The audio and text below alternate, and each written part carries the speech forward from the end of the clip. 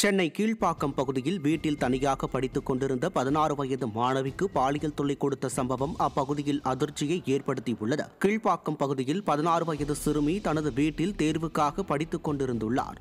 அப்போது அங்கு வந்த சக்திவேல் என்ற போதை ஆசாமி சிறுமிக்கு பாலியல் தொல்லை அளித்துள்ளார். இதையடுத்து சிறுமியின் பாட்டி சத்தம் போட போதை ஆசாமி சக்திவேல் தப்பிச் சென்றுள்ளார். இதையடுத்து சிறுமியின் தாயார் சம்பவம் குறித்து காவல் நிலையத்தில் புகார் அளித்துள்ளார். திறனற்ற திமுக ஆட்சியில் பெண் குழந்தைகளுக்கு எதிரான குற்ற சம்பவங்கள் அதிகரித்துள்ள நிலையில் தினந்தோறும் பாலியல் குற்றங்கள் நடைபெறுவதாக பொதுமக்கள் குற்றம் சாட்டியுள்ளனர். சென்னையில் 15 வயது சிறுமியை தாக்கி ஆடைகளை கிழித்த சரித்திர பதிவேடு குற்றவாளி போக்சோவில் சிக்கினார். தண்டையார்பேட்டையில் 10வது பயிலும் சிறுமி தனது தோழியுடன் வீட்டு வாசலில் பேசிக் கொண்டிருந்த போது போதையில் அங்கு வந்த குமரன் என்ற சரித்திர பதிவேடு குற்றவாளி சிறுமியை ஆபாசமாக திட்டி தலைமுடியை பிடித்து இழுத்து தாக்கியதுடன் அவரது ஆடைகளையும் கிழித்து அத்துமீறினார்.